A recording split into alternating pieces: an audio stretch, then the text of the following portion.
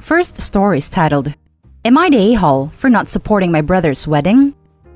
We barely talk ever since he and his ex-wife, Dana, divorced 2 years ago. My wife and I sided with Dana because he'd left her for his mistress and didn't even try to fight for custody of my 2 nephews, 12 and 9. She's still like family to us, and we're more involved in her life than my brother's. He wasn't happy that we stopped inviting him to our home for get-togethers because we always invited Dana and the kids instead.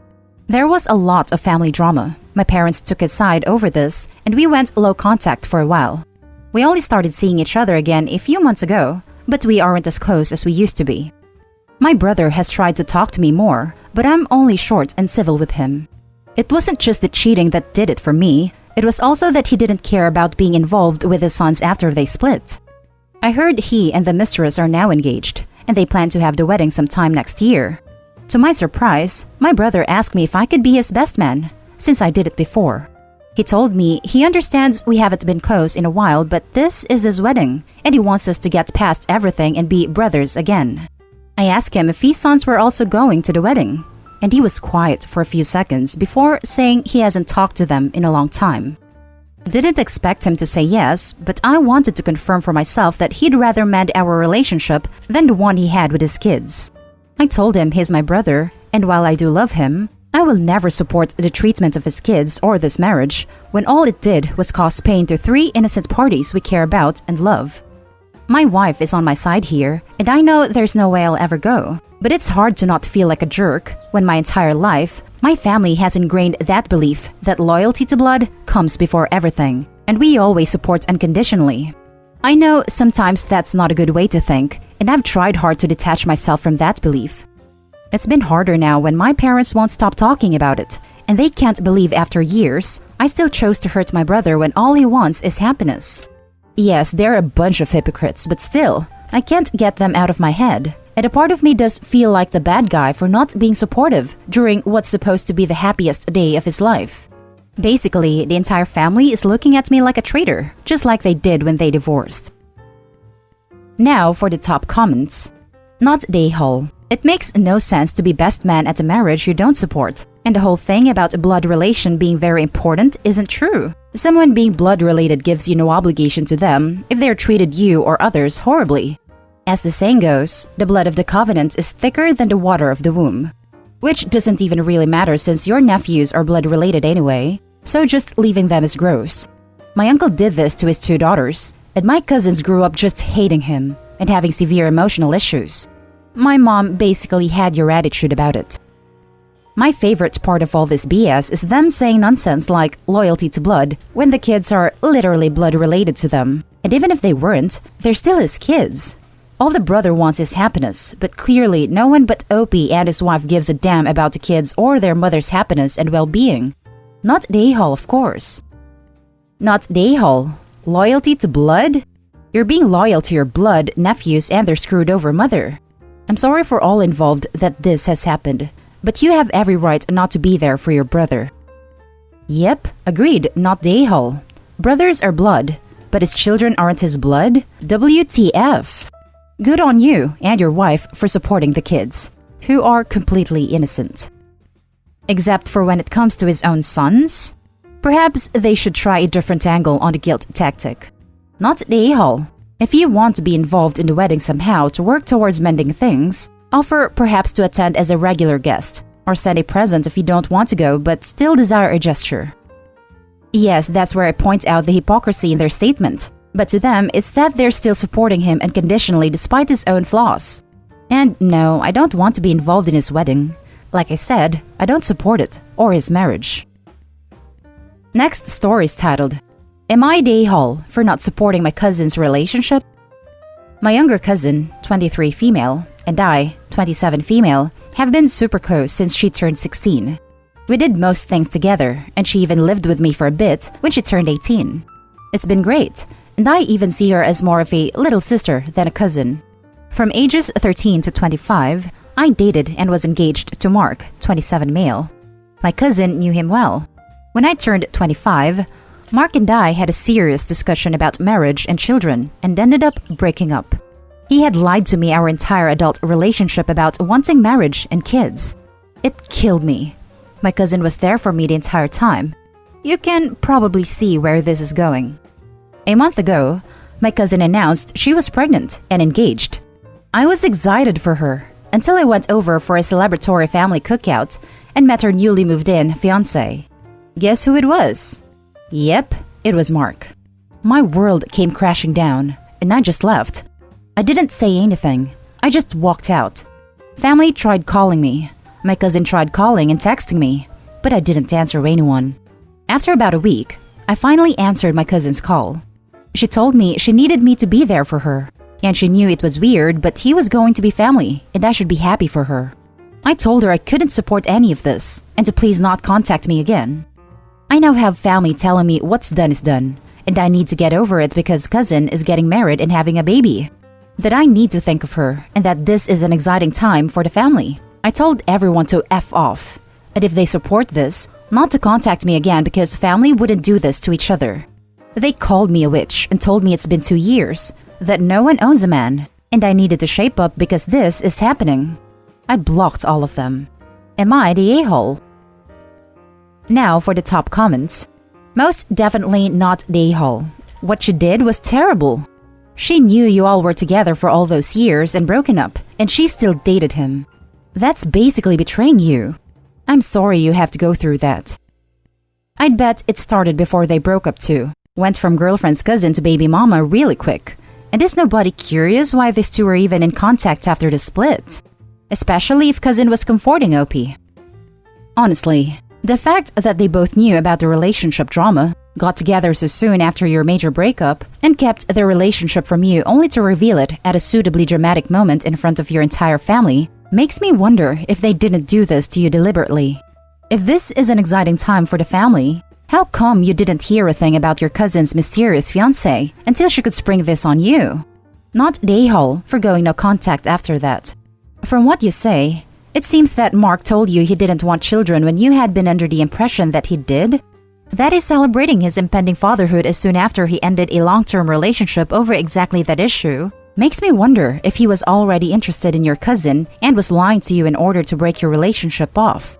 I'm just an internet speculator, so take that with a grain of salt, but I've heard of scenarios like that before. Not the a-hole. Your cousin can marry whom she likes, but you don't have to be there for it. I'm sure it's tough on your family too, but it's disappointing that they are all siding with her after you were in a relationship with this guy for 12 years, including engagement. Now for the next story. Am I the a-hole for refusing to show up to my, 22 male, dad's gay wedding? My parents were married for 27 years. My dad is 52 and my mom is 48. It was discovered about a year ago that my dad had been cheating on my mom for the last 4 years of their marriage with another man. My dad also had hooked up with numerous older men over the course of their marriage. My mom caught him in bed with his boyfriend. My dad said he was bi and they tried to work it through. It didn't work, as my dad was still sleeping with his now 24-year-old boyfriend on the side and admitted he was gay. When I found out, I cut my dad out of my life. Over the past year, I have let him back in. I love him, but I just can't get over what he did to my mom. He and his boyfriend have gotten engaged, and my dad wants me to be his best man. I can't bring myself to this. I feel like it'd be betrayal on some level. I told him this. He broke down. He apologized for what he did to me, my little sister, and my mom. He said that he didn't want to hurt anyone with his actions. He said that he told his parents about having feelings towards men when he was my age, and they flipped. They threw him out, trashed all of his belongings, and treated him like less than a person. That even his friends dropped him once it got out that he liked men. He said that he only felt like he had a normal life if he began dating and married a woman, and he did this with my mom. This story was heartbreaking, but I couldn't. I want to be empathetic, but I can't. He cheated on my mom for years and built a family with her knowing he wasn't into her. I told him I didn't care about all of that crap, and that I would never be his best man and wouldn't go to the wedding. After telling my dad this, I received a very angry call from his boyfriend telling me how I'm a monster and an awful son. Am I the a-hole? Now for the top comments. Not the a-hole. If you take gender out of it, and your dad had a 24-year-old girlfriend that he cheated on your mom with, you'd still be justified in not wanting to be part of his wedding. Even the 24-year-old part would get me to not the a-hole without the cheating. Not the a-hole. You've mentioned nothing about him being gay being a part of your disdain. Sounds like you would have reacted exactly the same if it was a female he was cheating with. I feel like this is worse. The dad knew he wasn't into the mom from the beginning. He used her as a beard and effectively ruined her life. She could have gotten married to someone who actually loved her and not someone who used her to get accepted. Now for the last story. Am I the a-hole for not wanting my sister to be my maid of honor at my wedding or godmother to my baby? 4 years ago, my sister Izzy was catfishing a guy, James, with my pictures. This only came to light as she has been asking him to move to our area and James had done it, so she had to come clean. James and I were both there for this confession, and neither of us spoke to Izzy for a while after. 6 months later, I saw James again. We got to talking and exchanged numbers. It was just friendly at first, but over time it grew into something more romantic. When we'd been together for about a year, we told Izzy, my brothers, and my divorced parents. Dad and brothers are happy I'm happy, but Izzy and Mom both flew off the handle. We've been together 3 years now. In this time, we have interacted mainly with Dad and brothers, and less so with Izzy and Mom. Izzy has had therapy and genuinely apologized to both of us, but the catfishing, plus her reaction to our relationship hasn't made a good relationship between all of us. James proposed early this year, and I accepted. We agreed on waiting to get married given everything going on, and then a month ago, we found out I'm pregnant. So the wedding is officially a solid 2 or 3 years away. Despite us telling Mom this, she's been calling me to talk about wedding ideas regularly. Mom called today, again, to talk about bridesmaids' dresses. During the conversation, she said that not only does she expect Izzy to be my maid of honor, but also godmother to the baby I'm carrying. Her reasons for this are that Izzy is my sister and planning on making me her maid of honor when she marries, and that Izzy is already godmother to my 8-year-old son. I expressed discomfort with both of those ideas, and Mom asked why. I told her that given everything with Izzy and James, I'm not sure this is the best idea.